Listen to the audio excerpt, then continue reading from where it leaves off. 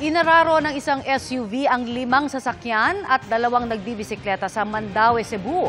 Ang driver kasi nito biglang bumaba ang blood sugar kaya nahirapang kumilos.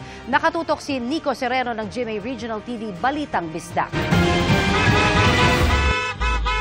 Dahil sa paekis na takbo ng SUV ito sa Mandaue, Cebu, nasagi nito ang mga traffic cone at isang taxi bago dumiretso sa isang bakanteng lote. Pagkatapos tumawid ito sa kabilang lane kung saan inararo ang iba pang sasakyan. 3 pribadong sasakyan, 2 taxi at 2 nagbibisikleta ang lahat ng binangga. Nagsimulang mag-video ang saksing si Pabs Mondihar ng takbuhan ng pulang SUV ang mga nabanggang nagbibisikleta. Dito sa duha ka tiguang nakabay, dito transaksyon. Dito na duha ka laki.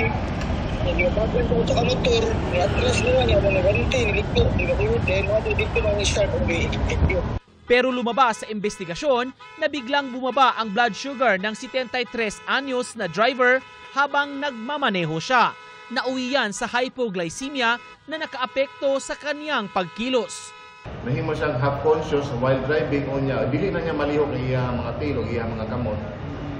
Pero there was, makita man ito sa video no, na misuway yun siya paglikay, bisa pa man nakadasmang siya, pero misuway ka po siya sa paglikay sa uban mga sakyanan. So mo na ito'y assessment sa ito sa investigator.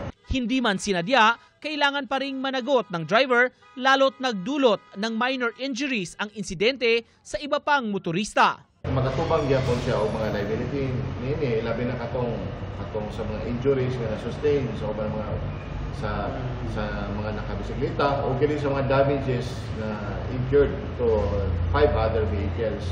Binuo tagahapon na nakikatubang naman ang atong anak sa mga driver, no? Si 23 years old na driver. Para sa GMA Integrated News, Nico Sereno ng GMA Regional TV Balitang Bisdak, nakatutok 24 oras.